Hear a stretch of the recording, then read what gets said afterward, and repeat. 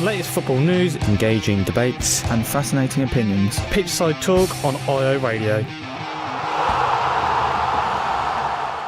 Hello, and welcome back to Pitchside Talk here on IO Radio's Fridays at 5 p.m. for another week of football action with me, your co-host, as always, George. I hope you had a good week. Hope you've been enjoying the lack of football we've had, but we've had international break instead. So we've had England on, which is a win, a semi-win. I don't know how you see it, but as always, I'm joined by our co-host, our resident Ipswich Town fan. It is Dan. Dan, how are you doing this week, mate? I'm not too bad. It's been all right for me this international break, actually, because Ipswich are still playing, so it hasn't been a boring one. But yes, I'm pretty good. That's good to hear. Well, I just realised I really just realised I said make instead of mate. Oh, did you? Oh, okay. I did. It's not going too well, but we're at the end of the week. We've got football coming up. We've got football, so I'll be all sorted, that. But what have we got coming in today's show? Well, before I get to that, I better mention the social medias. Twitter is at Pitchside Talk. Instagram's at Talk_Pitch. YouTube and Mixclub are both at Pitchside Talk. If you want to listen back to any of the shows you missed last week's show, do not worry. It's up there on the YouTube Mixcloud. Go and have a listen. If you want to see any of our other content, make sure you subscribe as well to see that as well when that is released. Well, what is coming out in today's show? We'll be talking about Ipswich Town, their home game against Shrewsbury they had on Saturday, not Strawberries, Shrewsbury's. Also, we'll be talking about England's two more qualifier games they had this week as well against Andorra and Hungary. And also we'll be discussing about Newcastle's big money takeover, which is causing quite a lot of controversy in the Premier League from the clubs and from some other people as well. But we'll get into all the nitty-gritty details about that shortly. But when we come back, we'll be talking about Ipswich Town and what's been going on when they played Shrewsbury. Stay up to date with the latest footy news. Pitchside Talk on IO Radio.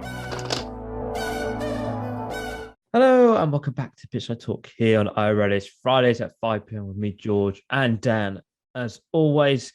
And before we move on, talking about Ipswich Town this week, I better mention our social media. Twitter is at Pitchside Talk. Instagram is at Talk_Pitch. YouTube and Mixclub are both at Pitchside Talk. And if you missed any of our previous shows, actually, funny enough, you can go back onto the YouTube Mixclub and find them all there. They're all there to listen to. If you missed any of our shows, even last week's, go there, have a listen. All that, and all that. I can't speak. I can't speak at the moment, Dan. What's going on? Here we go. If you want to watch that on there we go.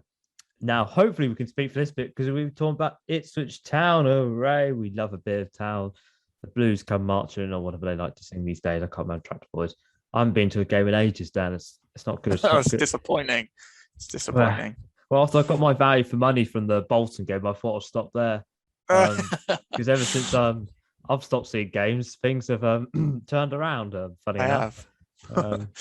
Bit weird, but after we saw Town struggle against Acton in a very poor performance, which then saw another win slip away from them, but then they did bounce back in the cup against Gillingham with a heavily rotated side with some first team players looking for a place in the side for Saturday's game against Shrewsbury Town, who have struggled like Town already this season. But this time, Town, they made sure the lead wouldn't slip in a 2-1 win at Port Moray thanks to Chaplin and McKelly Bond's goals, sending Town up the table. Dan, the last two home games, 2 wins, 6 points, 8 goals. Good performance all around then. Better than Accrington, that's for sure. We all know what a disappointing performance that was. So perfect way to bounce back. I think we, apart from after we scored our first goal, I think we pretty much controlled the game. First 20 minutes, we were on top. Scored that goal. Thought it was a great header from Bon. It was a great save from the keeper, but luckily Chaplin was there. But after that, we turned off a little bit, didn't we? It was a bit of a surprise. It usually goes the other way if the opponents score. That's usually when your head goes down, but it seemed to go the other way in this game, which was a bit disappointing. Obviously they got their equaliser, really good finish from them. You can't really complain about that, but yeah, we looked quite off until half time, but I think we came out second half looking good again, controlled the ball, really good header from Bon again. He's absolutely on fire at the moment. And we cruised to 3 points. So it doesn't really matter how they come, does it? 3 points will always be welcome. And for most of the game, we controlled it and played well. So I don't think I can complain really about that game, and pleased with the 2-1 win. Yes, 3 points is 3 points at the end of the day. As somebody will say, every point is a prisoner. Yeah. but That's going back, isn't it? But you're saying it's a good performance all around. Well, I think somebody would like to disagree with you, and that was Paul Cook. He was not happy at all. He declared that his new side was still a long way off where they want to be, saying that I'm trying my best not to sound like an idiot, but I'm not happy. You cannot play like that, like we did for 23 minutes, score and play the next 20 minutes like that. That is not football. That is a team that thinks we've done enough in the game and comes completely off the gas, and I cannot tolerate that. Dan, an interesting comment really there by Paul Cook. Despite his side winning, going up to 14th place with that win in League One, only 6 points now off the playoffs. Paul Cook wasn't happy at all with his side performance, but does that show a little bit the new mentality that he's trying to store into town, that enough isn't enough? We should be sort of killing these games off against these sort of sides. They did score, and Town that may have a little bit of a shaky period, but surely he should be a little bit happier, because 5 games ago they were down in 22nd after that 5-2 loss to Bolton. So surely he should be a bit more like, well, we've got the win today. That's a massive positive. Yeah, I was very surprised when I saw his comments, because I think at this point in the season, when obviously he's not happy with the way his team are playing at the moment. We've improved in the last few games, but he's still not happy. I think that any point is a good thing, and any 3 points, any win is a good thing at this point in the season. So I was very surprised, but at the same time, it is good to see a manager coming out and saying those things, because under previous management, the players got away with anything, didn't they? So no matter what the result was, it was always the players put in as much effort as they could, blah blah blah. But this time, we put in a decent performance all round, I thought, apart from the end of the first half, and Paul Cook's not happy about it. So, it's good to see a manager talking about that, even though I was a little bit surprised by it. But, obviously he saw a performance that he didn't think was good enough, and, he wants to implement his style of play, which I think we're slowly showing. And I think the fans can see what Paul Cook is trying to do. Sometimes I think these players, the roles that they're being asked to do isn't their preferred role. But I think Paul Cook is that type of manager who will get his players to do whatever he needs them to do. You know what I mean? So, I'm pleased he's coming out, and it shows that he's really in this for the long run. So, yeah, it's good to hear that, even though I was a little bit surprised by it, because I thought, I don't think the fans could really complain with the way that game went. So, no, it's just more the fact of he sort of has seen his side take the lead before and then concede the goal, and then it just sort of unravels from there, and a lot of mistakes happen, and it sort of slips away from it. Is that just sort of him being a little bit concerned, a little bit naive, that we shouldn't be conceding these goals, because if we do, we could sit down this little path of where we then concede more, and then we can't get back into the game, and then that's another 3 points just chucked out the window again. Yeah, that's happened in a lot of the away games so far this season, hasn't it? And I think that frustrates him. So we do need to nip that in the bud. I think we need to, once we score that first goal, we can't just sit back and hope for the best. We need to keep that like we did against Doncaster. I know Doncaster weren't a great side, and Shrewsbury were better than them, but we need to keep that goal ahead. And I think he gets frustrated by that, and that's understandable, because we need to stop conceding goals. But as I said, at this point in the season, I'll take a win however it comes. If it's a poor performance and we still win the game, I'll take it, because we need to climb the table as quick as possible. It's great to see that we're trying to play in a different style, and the football this season has been 100 times better than what we've seen the past 2 or 3 years, which is really pleasing to see. But sometimes in this league, you need to do the tough things, and I think that's what Paul Cook's trying to implement into this side, which will take time. And I still think he's got a lot of time to do that. But I think he just gets frustrated that we're conceding goals as well as scoring them. Because when you look at the league table, it's quite weird. We've scored so many goals, but obviously conceding a lot as well. But I think, from what I've seen, it's getting better slowly but surely, and I think we'll be fine this year. I really do. I think this team is definitely good enough for playoffs. So let's see what happens. Yeah, it looks like the small mistakes now being sort of ironed out a little bit, getting rid of those, which is good to see. But somebody who I want to mention about is living on cloud nine mode is McKaylee Bonn. Another goal, another match winner. It's now 9 for the season. 8 goals in his last 7 games.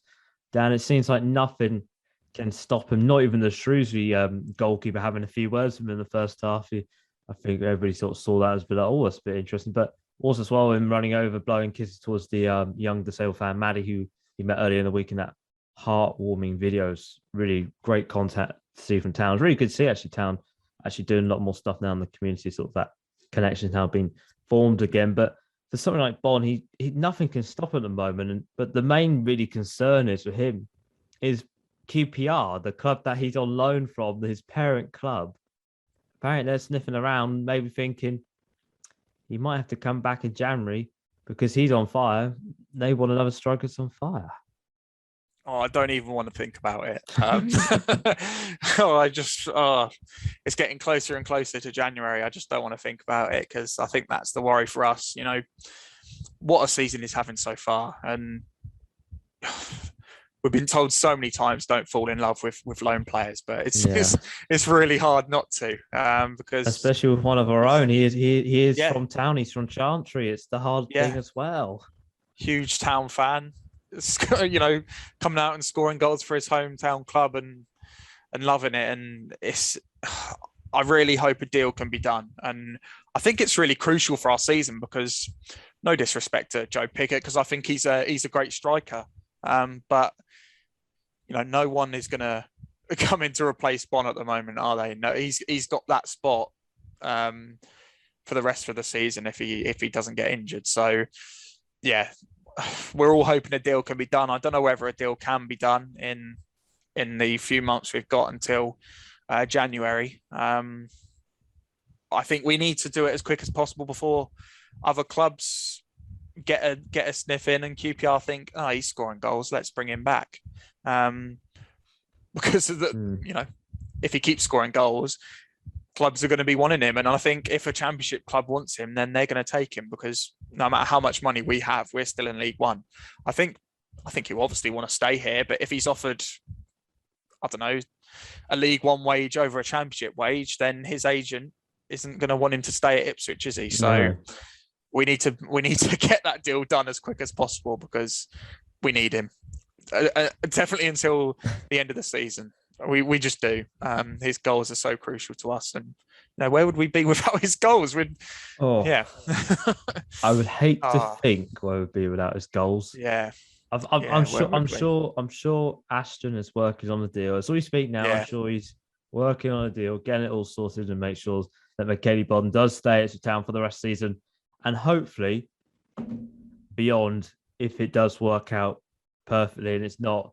I hope it's not one of these one season wonder things. That's a little bit of concern of mine as well. I hope it's not a one season wonder. It is here to stay. His form hopefully will be permanent, not temporary this time, permanent. Well, one thing I wanted to mention about was about Town. The last 4 games, last 6 games, 4 wins, back-to-back home wins, back-to-back wins, and now in all competitions, up to 14. 5 games go down. They were down in 22nd place after that poor defeat to Bolton. It seems like in a really strange way that Bolton defeat was possibly the best thing to happen to this Town side because all of a sudden they've kicked into gear, and there's sort of Wigan fans are saying that everything, it will just kick into gear one game and it will just go from there. And it seems like everything's now going, but that points gap now to the playoffs is being cut down to 6. It's sort of crazy how football can change so quickly. But with this Town side, 6 points away from the playoffs, surely now it is not more of a case of trying to survive. It's now more looking at the thing of trying to go up more. Yeah, we needed to bridge that gap as quick as possible, didn't we? We didn't want to get stuck in the bottom 6 fighting for relegation. I didn't think we were going to do that. I never thought we would be in that scrap. I think our team's too good for that, but we just didn't want to be stuck in mid-table either. Really, we've still got a lot of work to do, but only 6 points off playoffs. With so many games to go, it's more than possible. And yeah, it seems like that Bolton game was a turning point, which is a bit strange, obviously, because how bad that game was. I think it's been the complete opposite of the last 2 seasons we've had, where we've had amazing starts, and it's turned around, and by November we're losing games again. Hopefully this time it's the complete opposite, and it's really good to see this team are starting to click, because we didn't want it to go on for too long, did we? And I think we're seeing signs, surely but slowly. But surely, I said that the wrong way around. But you know what I mean. We're seeing much more.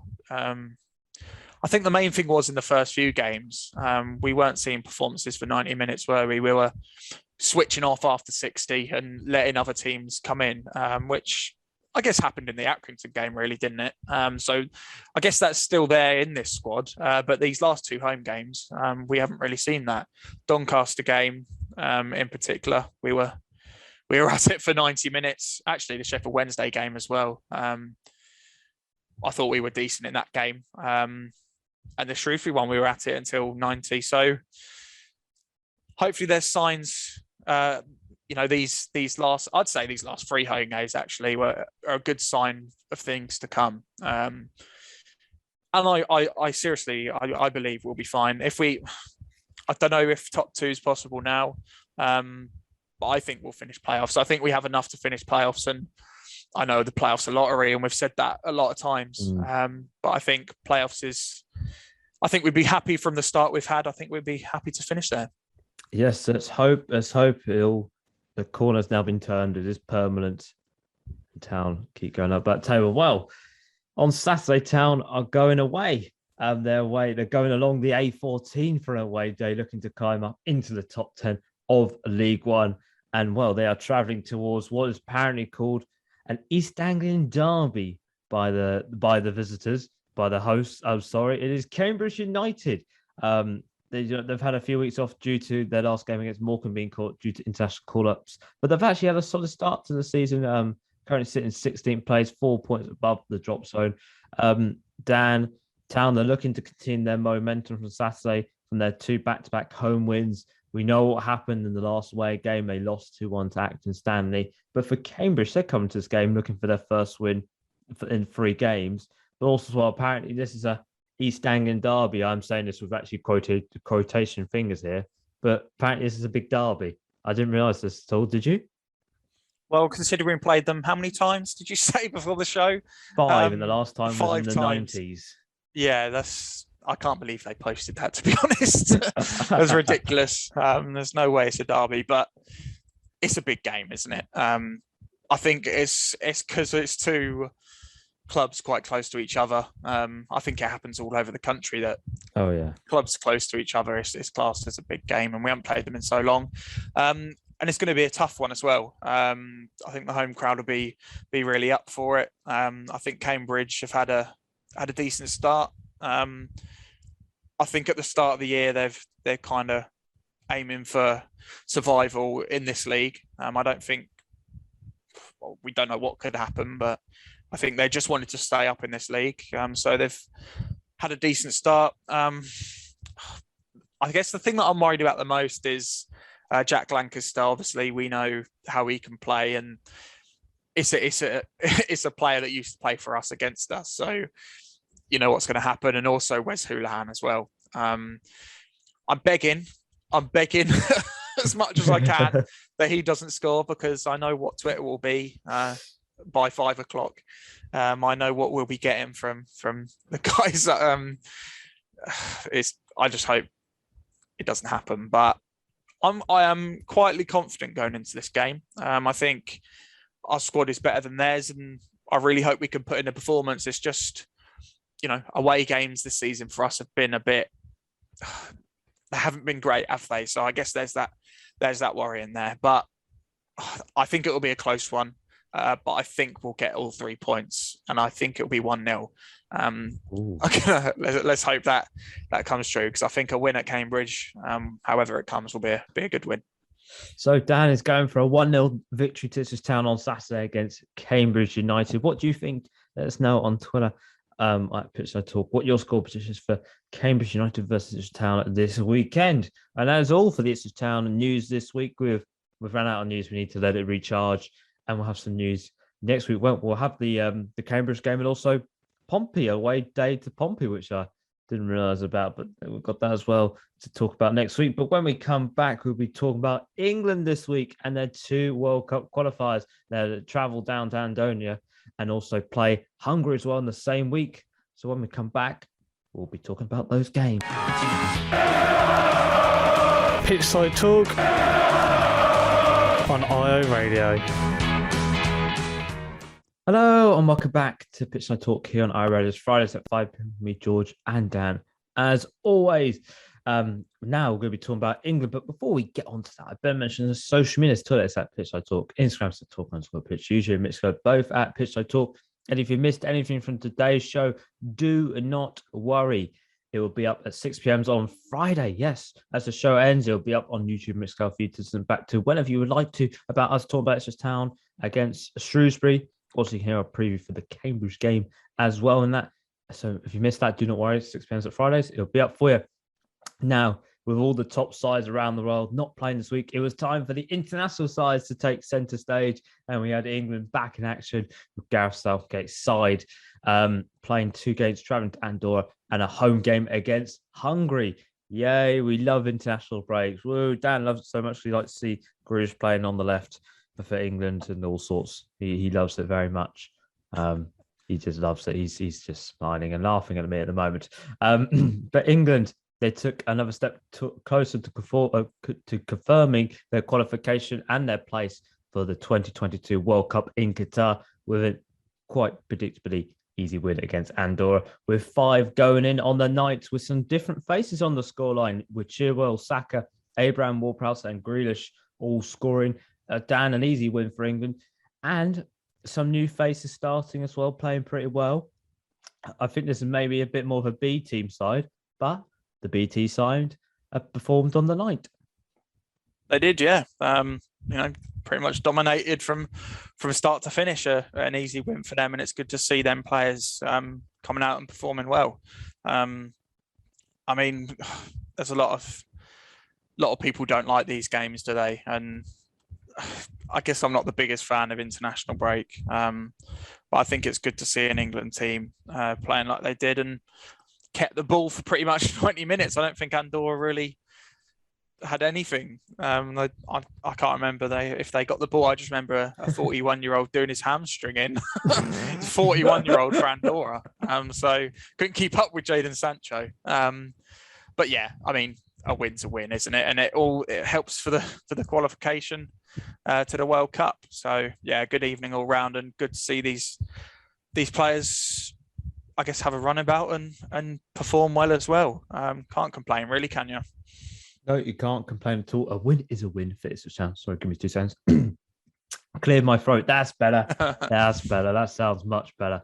Resting the voice for too long and all sorts of badness happens. But once the Andorra game was done and dusted, England had a matter of days to prepare for the big game against Hungary at Wembley in front of a max capacity crowd against Hungary, where a win could have seen them book their qualification and potentially their place on the plane for the Qatar World Cup as well. But their path took an unexpected hit, as England could only earn a point against Hungary from a very attacking England lineup, which led Gareth Southgate to call his side's performance really poor and a big disappointment. Dan, England still remain in pole position to reach Qatar, but a very rare performance by Gareth Southgate side very disjointed.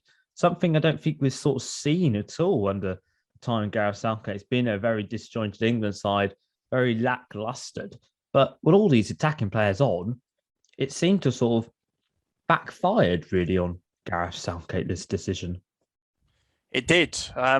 It was really disappointing. It left Declan Rice to do the work of two players, really. I think his performance showed to me how much Calvin Phillips is important in this squad. I think I couldn't really tell what formation he was trying. There's a lot of attacking players on the field. I think he was asking Mount to do maybe Phillips' job, but Mount was playing quite far forward, so it just left Rice on his own pretty much. I think we've got to mention how Hungary played, because I think they made it really difficult for England. They defended well, so fair play to them. They're a completely different team to what we saw before. They really knew how to handle us, but it was a disappointing performance really from England, especially with the players on the field. I thought we would have put in a better performance. I think there were still a few positives. I still think we look very dangerous on the attack. Every time Sterling or Grealish get the ball, it looks like they could do something with it. Kane hasn't had a very good start to this season at all, has he? And it kind of carried on in this game. He really didn't have a good game. I hope he can regain his form. But yeah, I think this has given a big hit to the confidence of these players. Obviously, I still think they can get through to the World Cup. I think that's a given, really. Considering we've got Albania, which will be a tough game, obviously. But we've got San Marino as well, which I mean, you'd expect England to win that. So I think that kind of puts us through. But yeah, I think it was very disappointing to see. Hopefully, we can turn it around against Albania.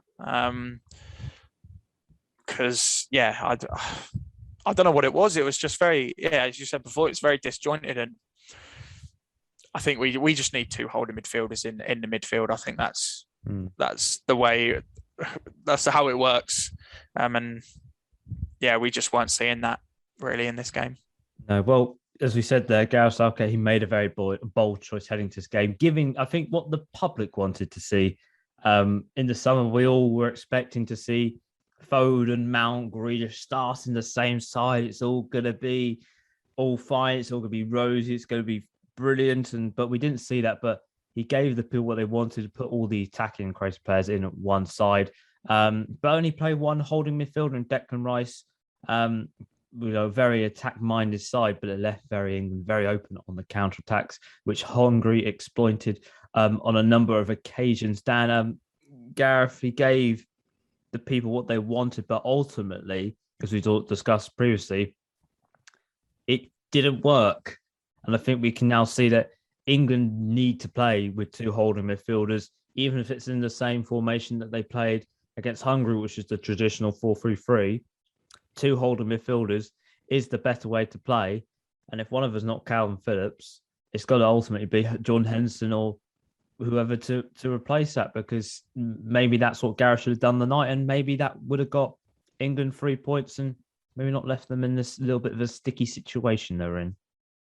Yeah, 100%. I think if you looked at that squad with Mount, Foden and Grealish in the same squad, I think you'd be rubbing your hands together, wouldn't you, really? The quality them players have. But yeah, it just showed how important those two holding midfielders are for England. I don't think it really matters who it is, because I think we've got really good options there. Henderson did come on, but he did come on for Sterling, and Gareth changed the formation completely. I think he then went to three at the back and put. I think he pulled Shaw, and I think Saka played right wing back, so he kind of pushed them forward a bit as wing backs.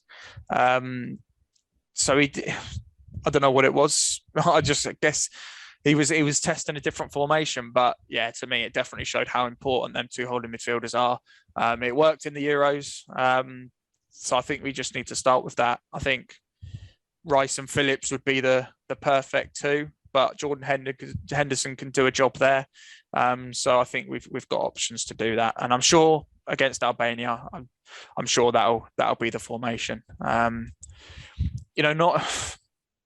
I'd love to see a team with Mount, Grealish, Foden, Sterling, and Kane doing well, because it's got, just them names together. It's got so much potential, but it doesn't always work like that, does it? In football, and you got to account for the opposition as well.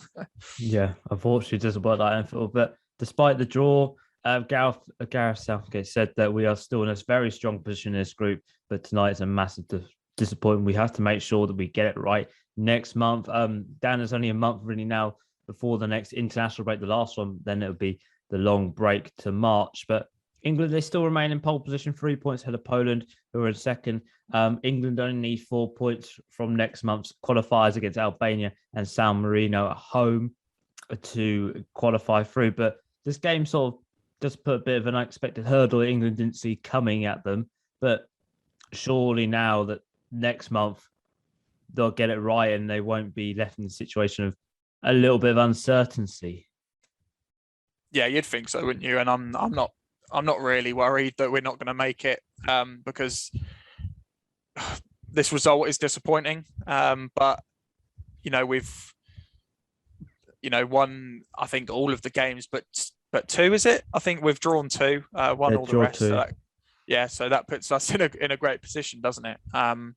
And we've played Poland twice. We haven't got to play them again, and we've got to play San Marino, which surely we'll win that game. So I think we'll be fine. It does put a bit of a downer on our qualification, because it was such a disappointing performance. But hopefully they'll learn from this and come back against Albania and win that game. And I think if we win that game, that's pretty much it, isn't it? We've qualified. So yeah, I'm not particularly worried about it too much. It's a hungry team that managed to hold Germany and France in the Euros, didn't they? Yeah. So it's not a terrible team. So I'm not too disheartened by it, and hopefully it'll be a different story next month. Yes, hopefully it'll be a different story next month, which the games are Albania away and San Marino at home at Wembley. But when we come back, we're going to be talking about Newcastle United. We mentioned them in last week's show, but we didn't get enough time to talk about them. But they've had a big money takeover, and we're going to go through. We're going to run it down. What's happened in this big money takeover? What's going to be going on with Newcastle now? All the complaints about it. And about Mike Ashley's time at the club, which lasted for 14 years, nearly as long as Marcus Evans. But we'll talk about that when we're back. Pitchside Talk, footy debate from the Premier League Outback. Hello and welcome back to Pitchside Talk here on iRadio. Fridays at 5 p.m. with me, George, and Dan, as always. And now, before we move on talking about Newcastle United this week, I better mention the social media. Twitter's at Pitchside Talk, Instagram's at Talk_Pitch, usually a Mixcode, both at Pitchside Talk. And if you missed anything from today's show, do not worry. At 6 p.m. on Friday, as the show is finished, if you head over to our YouTube Mixcode, you will see our show up there where you can listen back to whenever you want to if you missed us talking about England led to World Cup qualifiers this week, and also Ipswich Town as they beat Shrewsbury, and a preview for the Cambridge United game, which is happening tomorrow, apparently, an East Anglian derby, apparently, according to Cambridge United. Not too sure about that. Even I'm saying that, and I call Colchester versus Ipswich a derby. Even I'm not too sure about this one here. That's a little bit suspicious for my liking. Last week we mentioned in last week's show about Newcastle. They had a takeover, but we ran out of time to talk about it. But here we go instead. Last Thursday, a Saudi Arabian-backed takeover was completed of £305 million takeover of Newcastle United. The Premier League approved the takeover after the Premier League actually initially stopped the first deal after a disagreement between the buyers and the Premier League, who would be controlling the club back in 2020, which left a lot of frustrated Newcastle fans that the deal didn't go through. It was so close and it didn't go through. But this time it has gone through. There's clarity of who will be controlling the club with a public investment fund, PIF, which will be providing 80% of the funds and owns 80% of Newcastle United in the deal, and 10% each goes towards the PCPC Capital Partners and RB Sports and Media. Dan, what a time to be a Newcastle fan after 14 years of disappointment and frustration under Mike Ashley, who has now let the club go. But for Newcastle fans, it's now time to dream here. They're now technically one of the richest football clubs in the world. They are one of the richest football clubs now. But this is just beyond, I think, what anybody expected. But for them, it's now dared to dream, isn't it? And then looking at the relegation. Yeah, you'd imagine so, wouldn't you? Yeah, I'm sure Newcastle fans are absolutely delighted right now. I think the feeling of, I guess it's similar to when Ipswich got taken over. I guess I know how they feel a little bit. It's just the feeling of your club being back. You know, It's been such a long time. I guess for us, it's not really the extent of Newcastle, but it's just so much anguish, I guess, for them fans who have, had to deal with Mike Ashley for so long now. For them, it's just a relief, isn't it? So, yeah, I'm delighted for the Newcastle fans who can finally believe in their club, because when was the last time they really believed that their club was going places? It's been a long while for them. So, yeah, I'm really pleased that finally they can have some hope in their club, because I guess the connection with Ipswich, with Bobby Robson, I've got a soft spot for Newcastle. So I always like to see them do well. So, yeah, I'm just happy for their fans, really. Yeah, I have a soft spot for Newcastle. I don't really sort of know why, but I have a soft spot for them. Maybe it's a little bit Bobby, maybe for the Shearer. I'm not really too sure. But the Ashley era at Newcastle United is now over after 14 years of owning the club. It is now over. Newcastle's out of his hands after buying the club back in 2007 for £134 million. And in that time, it has been very eventful. First, it started off with him trying to sell the club 16 months later after a series of protests by fans, which saw him sack Kevin Keegan, at the time very popular manager at Newcastle United, which then led on to their relegation, as Alan Shearer couldn't save them, unfortunately, that season. And then another relegation in 2015. Only the highest finish they've had under Mike Ashley was fifth back in the 2011 to 2012 season, before then putting the club back on sale in October 2017, rejecting many, many offers. I think we all read about the offers that were rejected on the board for him before selling to the PIF group. Those 14 years, Dan, I think we can say have been filled with really misery and lack of investment in players and in the club, and also a wrong management decisions being made at the time, appointments and releasings, but also as well how he sort of ran the football club. It was more ran like a business. For Ashley, really, he used to take a lot of the money from the prize winning, and it never used to go back into the club to spend on players and to build an ambition. And we all know that Newcastle fans, they just want to see ambition with their club. And unfortunately, Ashley, as he does and as a successful businessman would do, he ran it like a business and made a profit at the end of the day. He did, yeah. It's for so long, I just felt so sorry for those Newcastle fans having to deal with him. I just don't get an owner that doesn't see what they're doing or sees what they're doing as just a business, because football is such an important thing in people's lives, isn't it? It's such an important thing in this country. To go into a club, especially Newcastle as well, who have one of the best fan bases in the country, to go in there and treat it like a business, it's just not good enough from him. And I can see how the fans lost faith in their football club. It's been so bad for them in the past 14 years. I think they had two relegations in that time. Two relegations that time.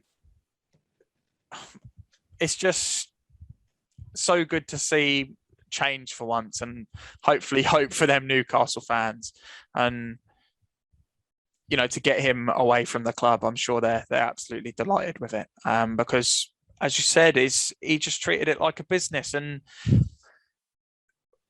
if you're an owner of a football club, I guess that's part of it, isn't it? What if you're the owner of a Premier League club, it's going to be part of it. But Yes. I still think you need to have football in your blood and actually care about the fans and the community and the club as a whole, that in how well it's doing, and not just care about how much money it makes. You know, we've seen it so many times with different clubs and different owners, but I think Newcastle were the best example of that, aren't they?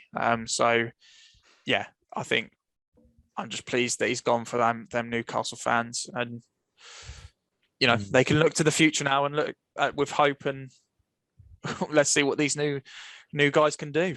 Yes, well, only a few days after the takeover was completed, all the other 19 Premier League clubs launched a complaint to the Premier League about how the takeover had passed the owners and directors test, which it failed on last time back in 2020, and also the many human rights issues linked with the Kingdom of Saudi Arabia. Dan, all the clubs have their concerns about the takeover. We're sort of previously not passing the test, and also the issues with the kingdom. But surely, if it didn't sort of meet these criteria, it wouldn't happen. So surely this deal is actually all right. It is 100% clean and everything, but there is quite a lot of concerns with sort of Saudi Arabia sort of previous links to human rights, and also with all these who is actually technically owning the club. This is the problem. It's the clarity which has now been solved this time, but there's still a lot of issues surrounding them. Yeah, there is. And I don't want to be the kind of person that spreads rumours and stuff like that, but it's obviously going to be controversy involved because, you know, the head of this PIF group that have taken over is involved with Saudi Arabia. And as you said, we all know, you know, the troubles they've had and the bad things that they've done. But yeah, as you said, surely, you know, for it to go wrong the first time with concerns, surely the Premier League and whoever have done tests and to make sure it's okay. It has to. I guess that's a must, isn't it? Really. There's always going to be controversy if with takeovers. It's just going to happen, and we know the past that these people have had. But I think if you're a Newcastle fan, you look past that, don't you? I think football is the most important thing with this club at the moment. And if these new owners have got money and can help the club go forward, that's all you're going to care about. I guess I understand where the clubs are coming from and why they're concerned. But, you know, I'm sure it's been looked into thoroughly. And if the Premier League think it's fine, then what can these clubs do, really? I just don't see what they can do about it. I understand if they find something, you know, within the takeover that is against the rules, but have they found anything like that yet? No. So I'm just going to be happy for the Newcastle fans for now. Try not to look into who these people are too much. And I'm sure that's what Newcastle fans are doing as well. And just happy that there's money coming in for once, and they can actually, you know, improve their squad, which has been, you know, so poor for so long now. Yeah. And lastly, really, we need to talk about the speculation around Steve Bruce at the club. It is believed he has met the new ownership and will be relieved of his duties, despite taking the media meeting today. He took the media meeting ahead of the game against Spurs on the weekend. Dan, you know, he's been in the club now for 2 years. It's been a very sort of rocky time for him, you know, when he came in and replaced Raf Bliss. But currently at the moment, the club do sit in 19th, no wins in 7 games. We all know the fans want him out. I think the Newcastle Supporters Trust did a survey, and apparently about 94% of them want Steve Bruce out of the club. But for Bruce really here, he's probably in the worst position now, because the Newcastle now are turning a corner with new ownership and money, but he's probably not going to be there to lead them into that new path. No, he's not. I think he knows, and we all know that he's not going to be there for much longer. You know, I think Steve Bruce is a bit of a weird one, because I remember when he took over, I think we all said that they were going to get relegated. That's it. Was it? I can't even remember what season it was. It 1920 took over. 1920. I think we all thought that they were going to go down. I think we all had them to go down because I think I can't exactly He was with remember. Sheffield Wednesday, if I remember correctly. Yeah. He had half a season at Sheffield Wednesday, didn't he? Yes. And I don't think that well there. We all knew what happened to him with Villa as well, and what happened at the end of that reign. But he managed to keep Newcastle stable in the Premier League, didn't he? I don't think he'd done an awful job. I think it's just the style of football that he plays. It's not going to be long lasting in the Premier League. It just isn't. He's that old fashioned manager, isn't he? Yes. And that's just not. That's just not. It just won't last in the Premier League. So, with the aims these new owners have coming in for Newcastle, as much as I feel sorry for Steve Bruce, it's not going to be long, is it? And I don't think they'll really get anywhere if Steve Bruce is still manager. Let's see who comes in to replace him, because I think there's a few options and a few rumours going around, isn't there? So let's wait and see. But I don't think Steve Bruce has done an absolutely awful job. He's just had a bit of a rocky time, and they don't sit really in a good place at the moment. They've had no win in 7. It's a poor start to the season, so it's not going to be long, is it? No, it might not be too long, and there is many managers rumoured with the job. So much so we haven't got enough time to get through them, as we are at the end of the show this week. Dan, I want to thank you very much for joining me this week. I will see you next week as always. Well, I guess we'll be talking about Ipswich Town. We've got 2 games to cover, Premier League, and we've got Champions League and all sorts to cover. So a busy show next week. Will you be there as always? Yes, of course. It's going to be a busy week. Fantastic. That is good to hear. And well, I want to thank you very much for listening to the show this week. Twitter is at Pitchside Talk, Instagram's at Talk_Pitch, YouTube and Mixcloud, both at Pitchside Talk. And if you missed anything from today's show, if you tuned in just right at this last second, do not worry. It'll be up on YouTube and Mixcloud in a few moments' time at 6 p.m. on Friday. So I've been George. He has been Dan, as always. We'll see you next week, and ciao. Bye. The whistle has been blown for full time. Tune in next week for another jam-packed show.